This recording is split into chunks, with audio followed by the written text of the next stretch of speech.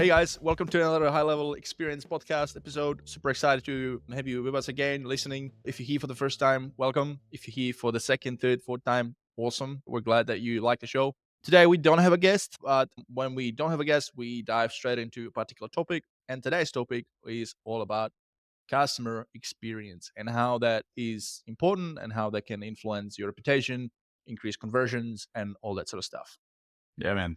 Yeah, customer experience is super important. So, um, I run a software company, Chat HQ. You have your agency, you got a whole bunch of customers. And I think like anyone out there that's listening, maybe you don't have a lot of customers right now, or maybe you do. And if you don't, you probably don't understand the real significance of customer experience, customer success, and customer support obviously plays into that a lot. Customer experience and customer success can break down to a few things, essentially just communicating with your customers and giving them the best experience possible in the application, right? If that bleeds into success, where it's like somebody needs help, you need to be able to give them help and provide them a solution. That's obviously something you need to do, but you can provide all kinds of things like customer feedback loops and optimizing the way that you interact with customers or how you deliver value to customers. And that is really customer experience in a nutshell outside of software, right? A lot of the people listening to this, you don't build high level. You're not doing much in high level to change the way that it feels to customers. Like you can, but you're not building in the application. Okay. But yeah, I think that's a great kind of jumping off point is like, how do you really speak to your customers, get them to interact with you, give you feedback on your processes, give you feedback on your product, give you feedback on what they like, what they don't like, so that you can make better judgment calls and better data driven decisions that produce better results in the future for 100%. the next customer. Yeah. Yeah, fundamentally, this is applicable to any business, right? If you want to Right. be good in business, if you want to have sales, if you want to have recurrent customers, you need to create those experiences that not just are like okay, but they'll really like wow them and they come back for Hmm. more. I heard somewhere that's what really the brand is. Like brand is not your logo, it's how customers perceive you. And that perception is very much based on the emotional experience that they had. Yep. What I like to do is think about okay, what is like the good standard level of quality when it comes to providing that service to your customer Hmm. and trying to make sure that I meet that for sure. But then look at how can I do something above and beyond so that I can over deliver and never advertise it. Right. You can advertise that extra that you want to go over so that you've got like a unique selling point. You're going over and beyond, but then Hmm. you s- you still want to have the aspect of over deliver that they didn't expect because then they come in Yeah. for something they're like, this is so cool that there's nothing else like that on the market. This company is providing me so much, and then you go above that. Holy shit. Because that Yep. gives you like that like it's they're already in it. They're already getting that amazing experience, and now it's boom, like you just give them like an You extra. give Yeah. them much more. Yeah. You give them much more to like simmer in. Like they're sitting in that pool of experience of the experience with you as an agency or Yeah. as a SaaS company, right? They're sitting in it. And so if you turn the fucking temperature way down on the in the water, they're gonna want to jump out. But if Yeah. you keep that water nice and perfect and then give them something, maybe you bring them a drink. Like I'm making this analogy like they're sitting in a like a jacuzzi or something, but you bring them a fucking drink and they're like, whoa, I didn't order a drink. Hey, this one's on the house. So Yeah. that experience, and if you think about it from that perspective, like hospitality, hotels do this perfectly, right? Well, the good ones. Obviously, there's plenty of shitty ones, but the good ones will turn around and say, "Listen, don't worry about that. We got you covered. You got a free upgrade. Hey, don't worry about that. We'll comp the bill. We'll comp the food. We'll comp the drinks, whatever it is." And they know that you coming back 6 times in the next year is more valuable and more important to them and their reputation and, like you said, their brand than fighting an upgrade, fighting a drink charge, fighting a bill, right? That's just not important. And so that's directly related to somebody disputing something, but they'll do those things no matter what. They'll just go to you and say, "Hey, you're a valued customer of ours. We're going to hook you up with this." Because they know that if you get that warm, fuzzy feeling inside, you're not going anywhere. It's funny because my dad is visiting right now from Chicago and he's at the exact same hotel. that he goes to every single time he visits. So because they take care of him, they give him an upgrade or that he loves the spot and Jacksonville's right on the beach. And you can do that for your business. You keep people coming back. I did that for my agency. I was always doing something that made sure they did not feel neglected. They didn't feel like, oh, I'm just another number in this guy's book or another cog in the wheel. Right. Yeah. And so if you do that, they feel special. They understand that their money is going towards something that is actually valuable to them. And because most of the time the thing that they're getting is valuable. If you buy a software, odds are you bought it for a reason, right? There's value in it. But what's the like unseen value, like the behind the scenes value that they're getting that they didn't know they were going to get? And it Yeah. doesn't always have to be something that costs you a lot of money. It could just, in that case of hospitality, just going to a restaurant, being served by somebody that is very approachable, smiling, the waitress is just really being awesome. That doesn't cost anything. But that Yeah. experience is just like tenfold. Dude, I just jumped on a call yesterday and he's, oh, I got the man himself. It's like, yeah, dude. I'm like, I want to make it seem like, yeah, I'm here because I'm helping. I'm for you, man. I'm here for you. But we don't have a sales team, so it's just me. But Yeah, the point is people don't expect that. Holy shit, I got the CEO. Like, what? It's like the high level experience. Talking to yeah. Sean. Like, Sean's in the Facebook group. Why the fuck is Sean constantly commenting in the Facebook group? It's important to be in front of the veil or like the curtains. Like, you don't want to hide behind that. And a lot Mm. of companies have done that. No matter if you're a software company or not, the executives hide, they push this like this responsibility or this I guess it's a responsibility. They push the responsibility of being front and center to customers to somebody lower than them, and then they want them to like go up the ladder and say, "What did that person say? Tell me exactly what they said." Just go talk to them yourself. Go have a conversation with somebody. It will make them feel like the restaurant example you were saying, the manager coming out. Holy shit, I'm talking to the manager. The manager came out, he's saying, "Hey, how's your meal?" They do this at fancy steakhouses. They'll make rounds every night. I used to be a host, like the guy that like checked people in and stuff. And the manager will come out and they'll say 3 or 4 times a night, they'll make rounds. "Hey, my name's Jim. I'm the manager here. I just wanted to say I hope you have a fantastic meal. If there's anything you need, you let me know. I'm here." I'm right in the back. You tell the server, "Go get Jim." First name, you're on first name status, like with him. He physically came out and spoke to you and made an effort to tell you, like, "Hey, I'm here for you. I got you. Don't worry." These things have insane impacts on the human brain. It's Percent. just human. It's human nature. Yeah. Yeah. I used to, when I was 18, I went to Greece to work as an apprentice because I was learning, like, to getting qualified as a chef.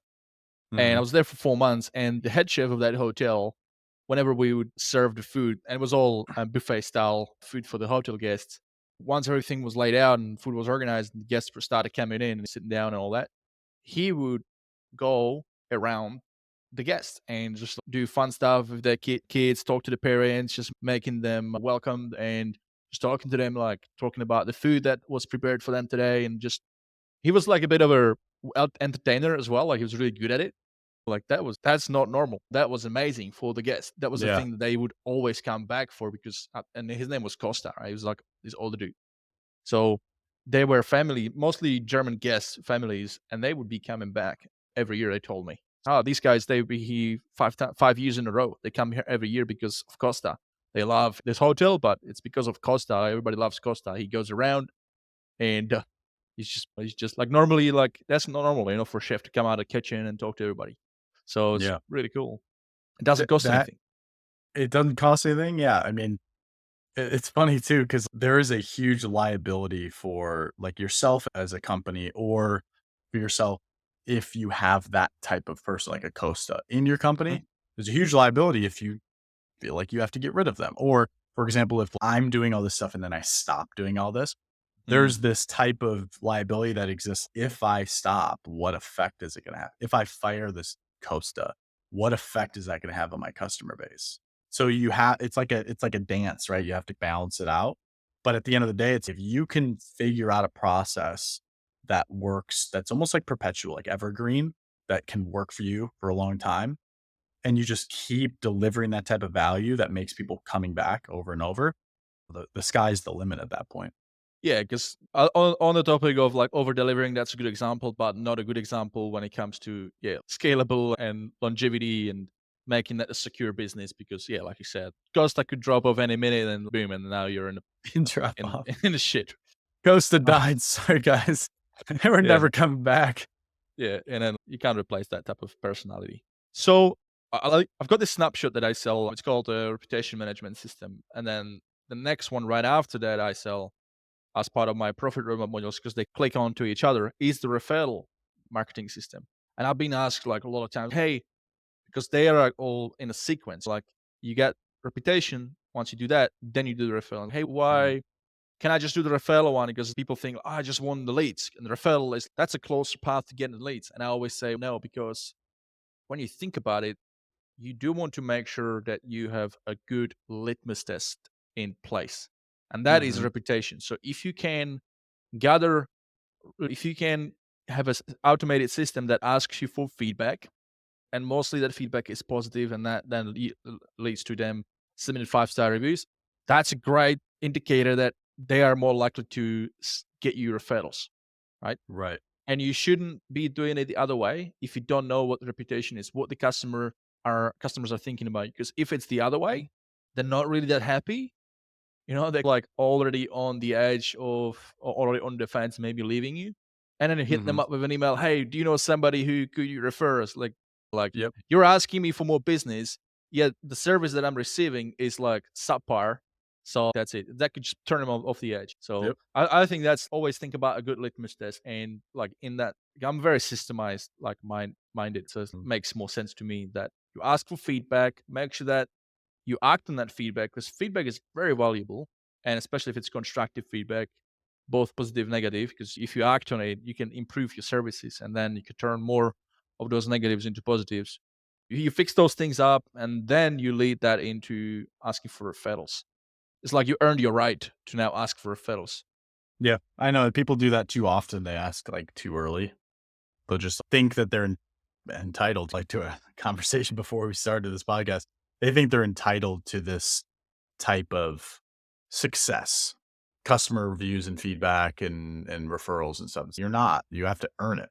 You have to do the right thing over and over so that people truly understand that like they aren't actually spending time giving you a referral or feedback or review. They're doing it because they're so fucking happy and they're so like satisfied with the type of service you give them. They do say that people that are angry will leave like more often will leave a review, a negative review than than people that are happy leave a positive review. There's like a larger threshold if you think of like the bell curve. If you think of an angry customer, you have this huge segment of the bell curve, or just let's just say it's like a scale. You have this huge segment of this scale, this bar that is angry. Like we will leave a review if we're in this and it's going to be a negative review. And Hmm. then you have this like segment that's we're happy, we're satisfied, but we're not yet compelled to leave a review. Like it doesn't just come out of us. And then you have this like tiny segment where you don't even have to prompt them to leave a review. They just feel like I want to help this company because they're doing such a good job. But that segment of that scale is so small you really have to push people into that and not physically. You know what I mean? Like not telling them to go do it, but doing the right things over and over and then getting them to that point. Yeah, Because if you fuck up once, they'll end up in the other side and probably leave a bad review or something. 100%. And that's Um, what you call an evangelist, right? Very overlooked thing. mm, It's like businesses like just want to generate leads. Oftentimes they think about the front end, generate leads.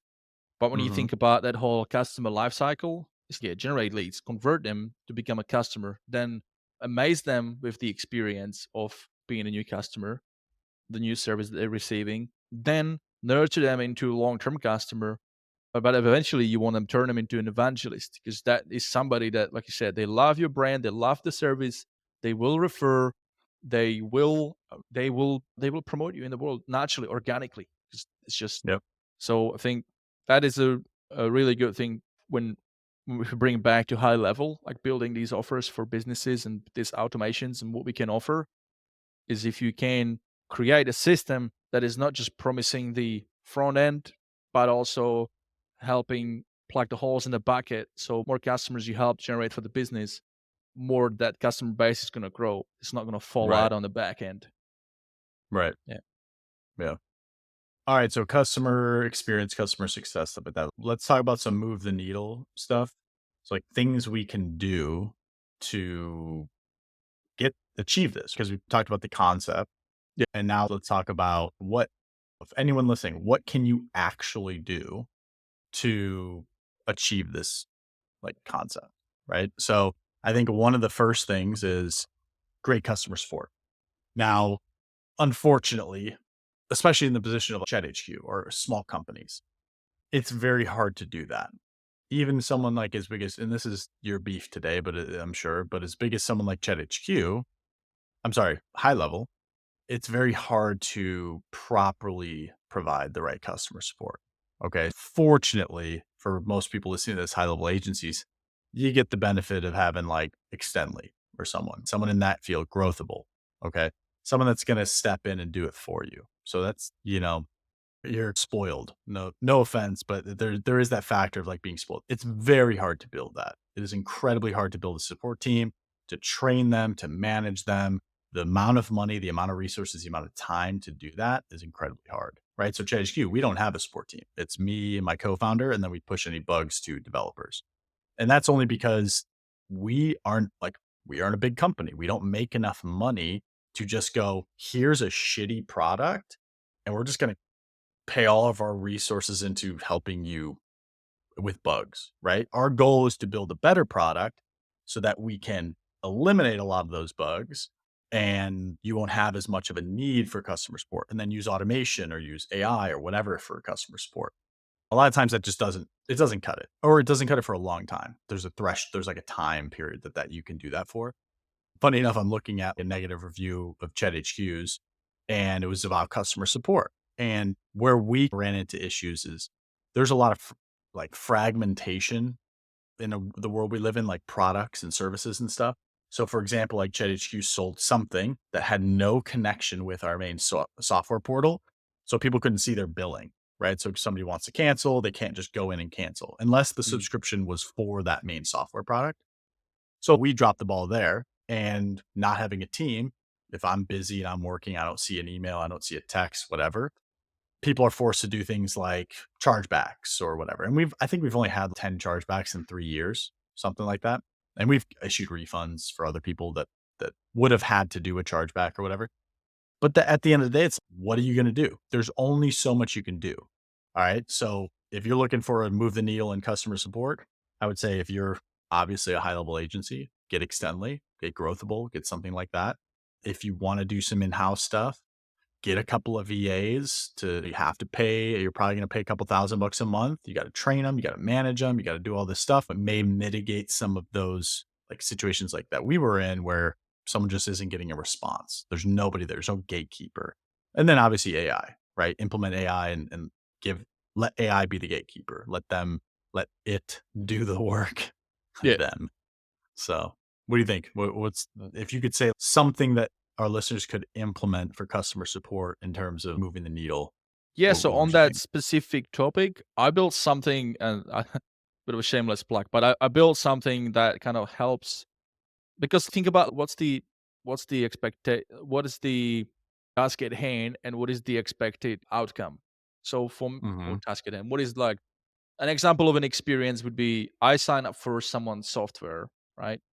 So somebody, when people sign up for my version of high level, right? Stand out from the. I always, when I build these things, I'm trying to think in their view. If I was in their shoe, what would be like a normal thing to expect, and then make sure that I build that into it. So if I sign up, I pick a plan.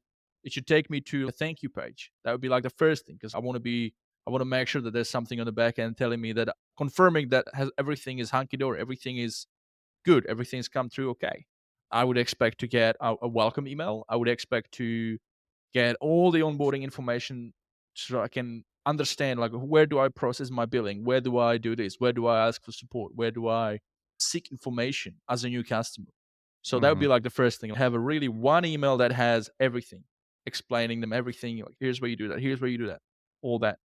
And then when it comes to the next step is, okay, now you've signed up, is to perhaps give them a call that they didn't expect. You can have an email that says, hey, the next step for you is to book an onboarding call, right? So that could be there, automated, and buttons for them to click on and book that onboarding call. But that could be a supporting mechanism that's scalable. And then you come over the top of it as the owner and you call them. And they wouldn't have expected that. So now that's adding an extra like over deliverability kind of thing. And that could just be like a really short call. Hey Andrew, really great to have you on. It's Vid here. See that you just signed up. I know you're going to be probably booking a proper onboarding call with either myself or somebody. I just wanted to give you a quick call right now to make sure that I know about you. You've come through the woodworks to us, and it's awesome to have you. Something that could also just be a voice message or something. It doesn't have to be a call. And then, okay, now that's that experience already amazed. That's hopefully that's going to make them feel they're being taken care of and things are happening. But then the next thing is now we need to set up the account for you. And here we go into the whole technical world, right? Integration, set up a phone system, A2P10 DLC, or if you're in Australia, regulatory bundle, the email, like all these different subdomains for all these different features now in HighLevel, right? There is a lot and it can get really technical. And how do you support that customer in setting it up? You could totally have Growthable, Extendly, one of these guys that could do it all for you.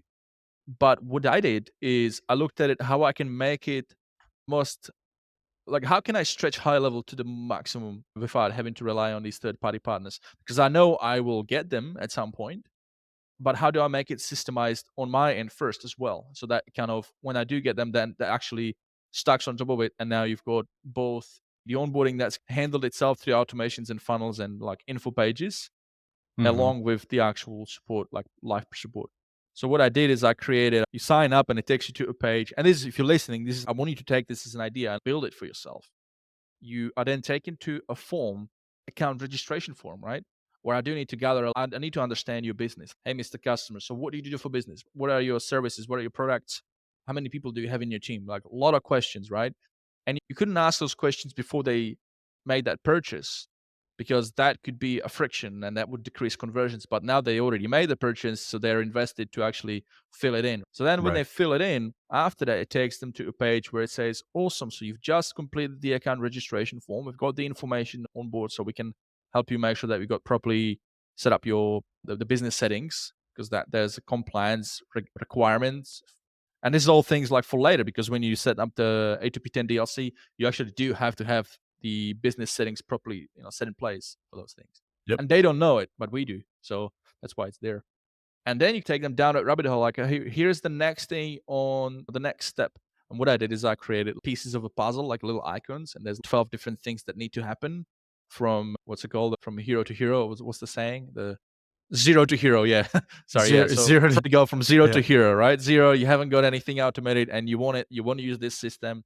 All right, let's get you there. But we do need to set up the account. We do need to plug in all those integrations. We do need to set up all the telecommunication systems in place inside and we need to onboard your team, right? So you need to also make sure that there's really good change management in place because Mm-hmm. getting a software like HighLevel for any business, it's a big steep learning curve. And if you got employees as the end customer, I'm talking here, right? If Right. you got employees and you as the business owner have come across this white label JHL agency and this is like cool and you decide to sign up for it, but you don't make your employees part of that process, they're gonna feel like you don't really give a fuck about their opinion because ultimately, Right. who's gonna be the one that's gonna be leading the software, using the software day-to-day basis? It may be you, the business owner, if you're like micro business, but if you got admins, if you got admin employees, things like that, they really need to be the one that are gonna be logging in, using it on a day-to-day basis. So if you come across and you just say, "All right, now guys, this is a big change. Now I want everybody to using this," and you haven't made that part of that process, they're gonna feel you don't really give a shit about what we think, and we are the ones that are actually doing the day to day. It would be nicer if you came to us and say, "Hey, you've decided to go ahead and this thing, but you want to make us part of that process, so that we can, give feedback and things like that." So that's what I Exactly. did. Is like when it comes to those 12 steps, okay, well, here's the things that we as the agency we need from you, Mr. Customer, but here are the other things that we need to do to make sure that you're going to be successful to make sure that your team is properly onboarded as well. So what I did is the first thing is the onboarding call, just me and the business owner. But then as soon as that happens, the next thing I want to know is who are the people in your business that work for you which of them have more sales oriented roles, which of them have more admin oriented roles, and which of them are more like managerial roles. All right, let me help me understand it. And the next thing, can you please, Mr. Customer, organize? I've got this button here, so you can add everybody here as guests to that meeting and do a proper team welcome session where you lead the meeting, you introduce me as a new potential strategic partner, and then you hand off the rest of the meeting to me. I introduce myself, you introduce me to your employees, and then I will lead the rest of that meeting explaining to your employees the power of this new software that we're about to set up, make them feel understood, that this make them realize that this is not about them losing jobs, make them understand that this is about enhancing their jobs, and show them Right. how it's going to enhance the job. So basically get everybody excited. That's the goal of that, Right. basically a call. Make everybody excited about this new opportunity, because then everybody is going to be like congruent with that moving forward. Nobody's going to be causing frictions, right? Right. Because then we need to go into all the technical, right? So I don't know if that there's so much more we could talk about. There is, yeah, like it goes on for the problem that I see with a lot of the stuff implementing it. So for anyone listening, it's always something else. Like you got to prioritize, right? So what you were just talking about with your snapshot, like you put so much into it. So you're taking a lot of the guesswork out of what your customers, people that buy your snapshot have to do, at least for certain segments of it. But then there's things like right now I'm building feedback surveys. So micro surveys in Hotjar. And these are things that like live in the ChatHQ portal, and they're so for example, a feedback button where it's like they can give me feedback wherever they're at in the app about something. And then there's micro surveys, which are like I choose where these pop up, and then I'm very specific about what these surveys are to gather certain information. And then I can do that in the app. I can do that via email, send a link, they open the link, and it's a feedback survey and stuff. Like recording software, heat map software, all that. The Hotjar does all of that. So just that right there can trigger things like going into customer interviews. So it's one thing after another, and you have to have this kind of holistic approach to it where the end goal is understanding feelings, emotions, and intent from the customer, trying to gather that information and analyze it. So gather it all in one place and analyze it, and then be able to make actionable like decisions and take action from that, right? So whether it's like that entire snapshot and there's things that are happening throughout the snapshot, and then using things like feedback or even if it's a recording and going into the recording and saying, "Oh, I saw this. Because of that, I'm going to go do this." So there's so many opportunities to enhance customer experience. And it's a never ending thing. Like you'll always run into situations where it's not good enough for somebody, but that somebody and it not being good enough for them might show you that other people are also experiencing that you Yeah, have there's a hole, a gap in your process. So you always got to be on the lookout for that for sure. 100%. There's always going to be edge cases. But what you don't want to do then is think about, okay, people go all sorts of different ways. So, like, why would I even bother to have something that's so, like, No, structured yeah, in yeah. that way? But then Yeah, you can't do that. my argument is Yeah. like, you do, because you have to have a certain path. So, there's a Hmm. clear roadmap for your customer. This is how we do things. This is what we want you to do. And then you Yep. deal with the cases as well. And you take that input, optimize. But if you have nothing, then that's not scalable at all. No, There's you have to something you have can something. fall back on that, and then you deal with the edge cases.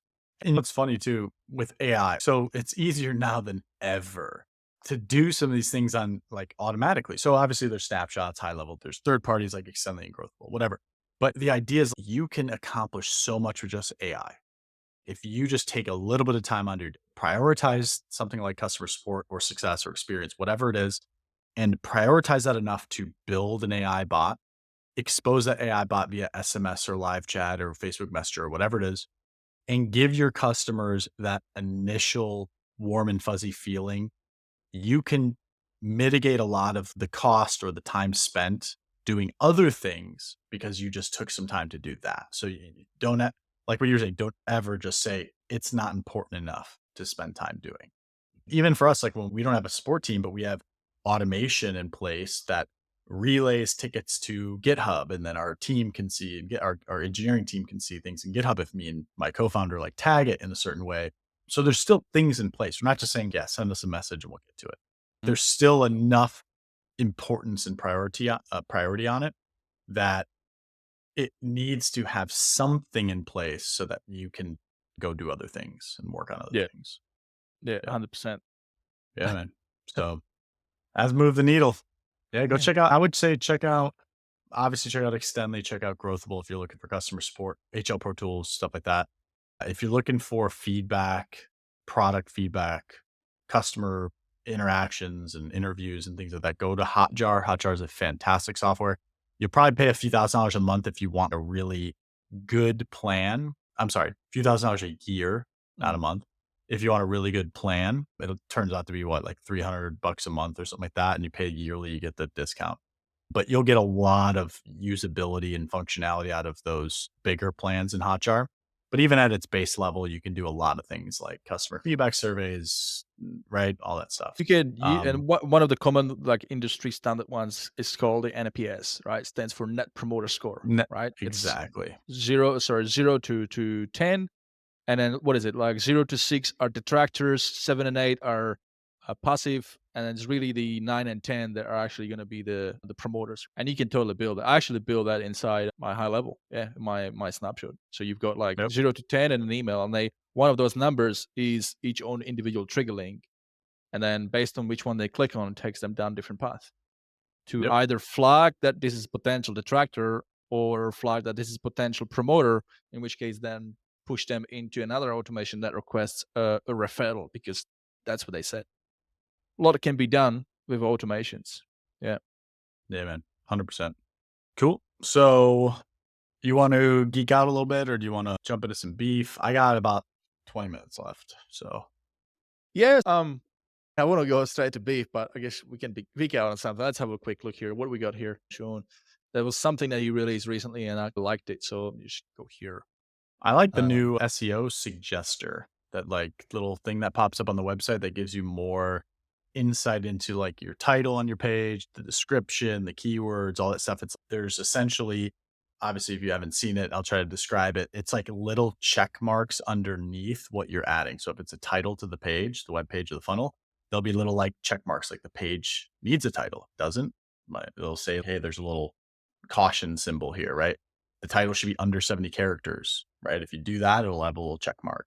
Title and domain name are unique or so, right? Like things like that. So it's guiding you down that path of SEO because it never had that before. And yeah, WordPress and all these other site builders, they usually have some sort of SEO component where they're like, hey, do this way. And it's going to be best optimized for SEO.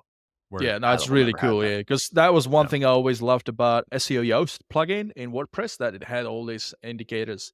And in high level, it wasn't there. It was there. You could populate those fields, but it wouldn't tell you like whether you're on the right track or not. Now, here's a little hack for you, for these guys listening. Mm. You can use custom values in the SEO title and SEO description. I've tested it and works quite well. So I do as a default, I put the name of the what's it called? The author, I think author field. I do put the location.name custom value because then you can just have it for your clients when you're loading up snapshot with preset webinar websites or funnels. It's already there. But yeah, there's that. And then what I also like to do is, and that's really handy one, is to do no the robots, no index, no crawl. Sorry, no Yeah. index and no index, no crawl. Yeah. Uh, Yeah, so if you don't want the page to be followed Yeah, by Google crawlers, yeah. yeah, and And that's then there's the handy. XML sitemap too, like, you don't need to add a page to the sitemap. You can go in with high level, choose which pages are actually in the XML sitemap. So, like, Yeah, Google always crawls the sitemap. It's really huge for SEO. It's right for discoverability. So you can, like, if you have a bunch of funnel pages, like ChatGPT's website has like 50 pages and half of them aren't even built yet. So we just exclude them from the sitemap. Right. what So if you do both? Can you do both? Is that going to be a problem? yeah, the thing is like the only reason the no crawl matters is if there's links to that page. So for Hmm. example, if I'm building a page and there's no links to that page on my main website, that means when Google crawls my main site, they're not going to find that individual page, like the hidden page, because there's no links to it. It's not just going to randomly find it. So yeah, if it's in the XML sitemap, the crawler will find it. It'll end up there. But if it's not in the sitemap and there's no links on your main website to that page, it won't end up crawling it. And Right? if it does find it, that means that could be indexed on search Correct. engines, which is sometimes you wouldn't want that, especially if it's like a thank you page, things like that, or behind the wall content that should only Yep. show up. if people opt into an evergreen webinar or things like that. So it's a handy thing Exactly. to do. Yeah. And I think it's the Google bot. There's two of them you need to put in if you're gonna go down that path. Or you could go like what you're saying is you do the sitemap exclusion on pages. But if you go through the funnel, there is, let me just click here, open up a page here. So you just go and click on, let's see, funnels, and I will include a screenshot of this. Come on. All right, so you click on, I say if you're a website builder or a funnel builder, you click on the SEO metadata, and then you go down to content, scroll down. So that's the SEO content, title and description. Keywords are there as well. The author, that's the one that I mentioned. Social image, links and tags. Oh yeah, so it's under links and tags. It's way different than it was before, but it's under links and tags, and you just click on add custom meta tags. And you want to add two meta tags. The first one, you call it Googlebot. So the name of it is Googlebot. And then the content will be no crawl, no index. So no crawl, and then what's the, comma, and then no index. And then the other meta tag will be Googlebot. Sorry, one is Googlebot and one is robots. Anyway, that's how you do that. So I'll put a little screenshot there because it's a little handy thing in that. I do that. Yeah, a lot of funnels now, so it's handy. All right, the other thing I like is the, let's have a look here. Date format options. There's a lot of new stuff. Custom value picker inside funnels and websites. That's a good little nifty thing. I Did do see that have, one. yeah, I do have. I've got a note with a list, like a big table of all the different default custom values, so I can just pick it from there when I'm building sites and then just plonk that in. But the fact that you can just pull it out of a picker definitely speeds things up. I like that. What else do we have here? Consent. Okay, you're gonna like this one. I don't know if you've seen this one, but there is a new consent checkbox feature live for chat widget. I don't know if that applies to the live widget as well, but yeah, it's Oh, wait, interesting. say it one more time, the consent? Consent checkbox, yeah. So allows you to include a consent checkbox in your chat widget settings, which will be displayed on the chat window form when your contacts provide their phone numbers, email during filling chat widget form. I gotta make a note of that. We gotta add that to ours. So that makes A2P10 DLC and HIPAA compliance a snap. Yeah, let's see. Yeah, add consent checkbox for HIPAA. Yes, sir. We gotta There's add a lot that of good into our. stuff compliance wise. The other one that was released just really recently, 6 days ago, at the time of making this podcast, is a new cookie. So you can now Mhm. have the actual banner that shows up when people are visiting your website to let them know that like they need to agree to your cookies or not agree, and then you can Yeah, so one thing that people need to know about that. So, for example, if you're using ChatHQ or something else on your website, if you're using something on your website that collects cookies and you show them that consent banner and they say no, then you will not be able to track certain things, right? So, what you can actually do with that consent banner is just notify people so they don't have to click anything. You can just change it to where it's a notification. And I see this on hundreds of websites. They don't tell you, hey, you can turn off cookies, which if you're in a state in the United States that requires that, or you're like GDPR, I think requires that where they have to consent to it, then you have to do that. But for the most part, I think most states in the United States, you just have to tell people that you're collecting cookies. And I think like ChatHQ, we don't use cookies, we use local storage. So it wouldn't affect the way that ChatHQ is tracking website engagement. But for a lot of things, it will, right? A lot of things that use cookies. So be careful with that. If you need to, just use the notification that you're collecting cookies, and you don't have to actually ask them to consent to it. because things like getting that visibility on the back end in the CRM where you can see which page they visited, that would disappear if they didn't opt it in to that. Right. I I act, assume that's how it should work. but Otherwise, yeah, so essentially it's certain things. It's not, I don't know if that falls in line with that. So that might be also local storage. I don't know if that's cookies or not. Certain things are cookies like, you got to remember a lot of, because of iOS, remember years ago, the iOS update that started messing with tracking. I can't remember exactly what was going on, but because of that, cookies have changed. A lot of people use different types of tracking instead of just cookies because cookies, I'm not an expert in this, but I know that like cookies aren't always accurate. There's obviously the reason that there's like pop-ups like this for cookies is because there's a lot of laws and regulations around them, like holding on to that data, like tracking that data and holding on to it. So if it's in local storage, which a lot of people like ChatHQ do, it's stored, but then it's like when you're on a new device or if you have a hard refresher, you clear your browser data, that gets cleared. So you don't have to actually clear your cookies. A good example would be like I log into Google every day. I don't ever clear my cookies. So Google always knows if I click that button, it's just I'm already logged in. Mm. So that's like the depth of cookies. They can last significantly longer than local storage. I don't know the exact time frame, but that's probably why there's all these rules and regulations and laws around it, is because you can just store data forever in a cookie. I think So like California has like a special law on yeah, that. a lot of states in the West Coast do. And then like European Union has some laws around GDPR, and I would assume that there's something to do with cookies as well. Staying compliant, avoid getting into litigations, Yeah. but then don't get so afraid that you don't do you don't do anything, right? Yep. Yeah, but it's there, so it's good that option is there now. You don't have to look for a third party option. And You one always use more, ChatHQ if you need to, though. Nice. yeah, 100%. Yeah, one more I do is the ability. So if you do subscriptions and you use Stripe, and your customer changes credit card, let's say their credit card expires, you can now send them an easy link for them to update their payment method. So that was released on the 19th of March. And it's pretty powerful. It was also released if you're using NMI or authorize.net. That's also available.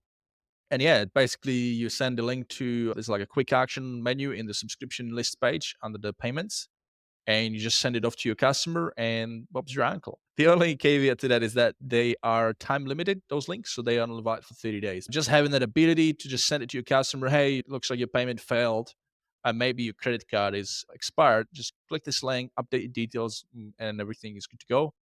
As opposed to having to go to Stripe or well, like it just saves you time. So that's pretty good. What I would like to see though with this is if they also added it on the roadmap, and maybe it already is on the roadmap, but the ability to schedule a pause. So somebody, and this be a use case for me because I help a lot of gyms, and I'm trying to go down that path where I'm trying to like stretch high level as much as possible so that everything could be done with high level as opposed to Mhm. gym having to use another software for class scheduling and membership direct debits, and then high level as a separate for like lead and conversion, right? Anyway, so Mhm. if there was that ability where you could click on the subscription for a particular customer and then set up suspension to start from date to end on date, that would be awesome. That would be awesome. Yeah, That's all man. I got. That's all I got. Lots of new updates. Guys, if you're new to high level, by the way, and you haven't heard of this fella called Sean Clark, he's the CEO of High Level. So in the first thing, you want to be in a high level official community Facebook group, right? That's where things happen, right? So definitely add yourself to that group. And what you'll know is in the up the top, there are pinned posts. And if you scroll, and they're called features, you just have to click on that little drop down and see all the featured posts. And the ones that are coming from Sean Clark, like I said, the CEO, are a little Sean coming at you, a little update post where and he does them every week. There's multiple of them during the day as well, where he basically just makes a really quick loom to explain what's the new thing that's been developed by the developers. And so that's a really good one to stay on top of, because as you stay high level for a while, you realize that this company is evolving at such a fast pace. And if you're not on top of these updates, it's very hard to stay educated, very hard to stay current with the solutions that you can then provide to your customers. And it could just be like, here's my recommendation, right?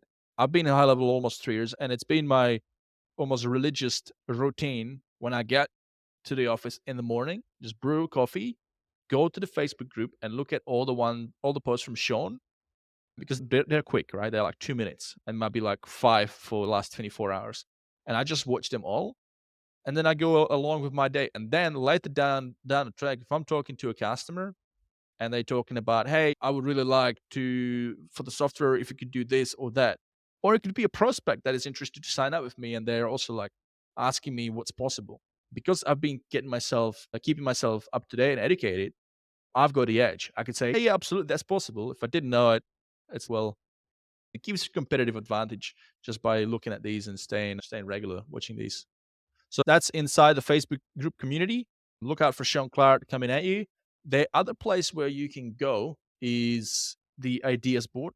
If you go ideas.gohighlevel.com, And up the top, there's a big menu bar that says roadmap, feedback, or changelog. If you go to the changelog, that's a really good place to go into, and it's done in a chronological order. And it always shows you what are the most latest things that have released. So that's another way, and that's probably a lot more documented, a lot more. There's a lot more context to what they've done as opposed to the videos from Sean. I like to look at both because Sean helps to explain it in very layman terms oftentimes. Whereas these changelog announcements, they can be sometimes a little more technical or hard to comprehend if you're new to Mm, this. yep. Do you got a Yeah, man. beef? I don't know. I'll think about it. You throw your beef out there. Okay, I've got a little beef that's just following on a trend. It's just so annoying that I have to be it has to be that way. It But is. hey, It follows the topic of the show. This episode, though, customer experience, customer support. yeah, yeah. So right now, I've been testing a workflow because one of my agency customers who bought my SaaS agency system was having struggle with. I've got this thing where like every time customer who's trying to onboard their account and goes through the setup process, if they, for example, request for their phone system to be set up, then the system will automatically update the status from that, from requested to like I'm stuck or whatever. And then you get an email as an agency owner, you get an email that tells you like a list of those 12 actions, like I mentioned way at the beginning. And it gives you a Mhm. little icon, like it's either like a green check mark because it's been good to go, or maybe a little cross to signify that they're stuck. Anyway, so you get this really automated email, so you always like keeping track of where your customers are. And then the customer gets one as well. What's been happening is those little graphics that come along with it, they're dynamically pulled in from a custom field. They no longer show up. They didn't show up. And I was like trying to figure out what's going on. And the way I programmed the snapshot was I was using those custom fields, was a text-based custom field that holds the URL of that specific graphic. It was a square little graphic, and that would then render in an email as the actual endpoint URL for the image. So it worked fine. But since they changed that UI of the email composer in workflows, that has screwed it up. It didn't screw it up for me on my account, but on the snapshot, it did when he installed it later into the like account past that date when the new UI was already in place. So he was struggling to figure out what it is. And I spent about an hour in his account and going through it. And I realized that you can still place that custom field, the key, into the image URL in the backend and save it. But then when you click on the image property again, that little icon inside an email, it's like it's Mhm. blank again. So it's almost like it didn't save. So it's weird. But I've run a few tests and it looks okay and it works, but it's just the saving doesn't really save the what I put in there, if you guys will know what I mean. So that's the bug there. So I submitted a ticket and I said, hey, it no longer saves it in there, like what's happening. And my frustration was that the reply from tech support was, hey, this feature is no longer there. It now has to be a URL for the system to save it. And the suggestion from them how to fix it was like to share an idea at the ideas board. So my reply was like, "Hey, I don't get why I need to submit this as an idea where this is a feature that was there before, and you can't just remove Right. features. You can't just remove features that we built our workflows and snapshots around for years Yeah. beforehand, unless I understand if there's like a specific technical reason why it no longer is supported. But otherwise, I really don't understand why it was removed. You know what I mean? Yep. So I actually said, "Hey, can you just get this escalated, or otherwise I'll have to tag Sean in the Facebook group because this is Yep. sometimes I think like some of the tech support or developers they do something and like they're not willing to be that flexible to actually bring things back in, and you just sometimes have to tag the big guy. And Sean understand this stuff. Like often, like so many times I've done this, and he would reply, "Oh yeah, that wasn't supposed to be removed." So he himself might not even know that things like that happen, and so you just gotta flag Yep. it to him. But that's my beef. Like it's really impacting because, and this is still to do with the new UI on the email composer. I'm still uncovering these other additional things that are impacting the business, like this ability to add URL behind an image. Yep. Or what's another one? This other one was about a workflow, right? Yeah. So this was actually I was actually interested to see what you think about this, but you can have a workflow that can be run through multiple times for a contact, right? Like the contact can enter the workflow again later at a later Mhm. stage, right? You've got a little toggle in the settings. But you can have a situation where the contact, if you have multiple triggers, where the contact can be added to that workflow at the same time, and all of those occurrences will be still active. That's a bug. Yeah, so the same context getting added multiple times at the exact same time? Yes. Yeah, that shouldn't happen. And hasn't left the workflow yet. So they're all Yeah, like, that shouldn't happen. yeah. So get this, right? I got a reply from, again, from tech support, and they're like, hey, on investigating the workflow that you shared with us, it shows that the contact has entered the workflow multiple times. Duh, that's fine. You can check the below logs to see how the contact has entered the workflow. Seems like the contact was triggered multiple times to enter in. The below are the triggers which allow the contact to enter in. So he's just reiterating what I already know, but it's almost like he's saying, look, that's why. I'm like, that's not right. That's not supposed to be that way, because I've been Right. using HighLevel for 3 years, and it should never be that way. It's literally, you even have that written in the settings when you're toggling on in a workflow, when you toggle on that feature, it tells Mhm. you, yes, contact can come back into the workflow again after they've left the workflow, because Correct. it's perfectly normal to have multiple different triggers, how people And if work. somebody's in there, there's things that are happening to that contact in the workflow. They might be like on step 5 out of 10. They should Yeah, not be able to be re-entered into that workflow to do yeah. these first 5 things again. Doesn't make any sense. No, it doesn't. So that's my beef. It's not even, I've got ticket open, so it's not, I'm not gonna put it on an ideas board because that doesn't deserve to be an idea. It's a bug. Yep. But yeah, it's there. You uncover these things over time. You just gotta be one thing, and it's very easy to be like, fuck this, like not another thing, and then just dismiss it and just move on and just try and work around it. It's, guys, if you're uncovering these things, I recommend that you just dedicate that time, stack your heels in, and just push hard, because these things do need to be fixed. And if we all do this, it's going to put a bit of pressure on the quality assurance back on the dev team, and things will be better. 100%, dude. Couldn't agree more. I think bugs and things like that, like removing a feature, there needs to be proper identification or like notifications for the customers for JHQ for moving something or changing something. It's like we let them know ahead of time, especially with something as big as HighLevel, like snapshots. Like if that's been a big thing for you. It's like if they change something and it fucks up all your snapshots, like how are you supposed to recover from that? Yeah, Right. yeah, So yeah, 100%, exactly. dude. Do you have a beef? Man, I don't think I have a beef this week. I know they're in there somewhere, dude. There's always a beef, but I don't think I have one ready for this week. So name a pass on the beef this week. But yeah, I'll think of one for next week. I didn't come prepared this week for the beef. I've been building outside of HighLevel the last like week or so, just doing all kinds of stuff. There's that. So I haven't That's, had a lot of time to be frustrated with HighLevel this week. yeah, Yeah. I've been spending a lot of time in developing this week and last week. Yeah, that's Yeah. natural. Like, guys, like if you have a beef, right? If you're listening to this, if you have a beef that's really annoying you and you want to give it a bit of extra light and get more upvotes, then make sure that you check out our the beef segment. Where you can actually submit it. So if you go to highlevelexperience.com/the beef, A beef. you can submit it there. All right, I think that's a wrap up for today. What do you think, Yes, Andrew? sir. I think it's a good episode. Good podcast episode, guys. I'm sure you learned a lot about customer experience, implementing customer experience, customer support. That stuff's valuable, man. So if you're going to take anything away from this episode, it's get your shit together and put some in action, and then you'll benefit greatly from it. So, Yeah. Don't ask for referrals until you know that you've got a good reputation. Do that little litmus test. Ask for feedback. You can use Hotjar. You can use ChatHQ. You can, if you are trying to launch your own SaaS, you can check out my SaaS agency system snapshot, which has a lot of bells and whistles on my website. But yeah, a lot of these and the rest of it will be in the show notes. So thank you guys for listening to this episode. If you've enjoyed it, please share it with other fellow agency mates, because more of us listen to this show, more of us contribute, more we all benefit.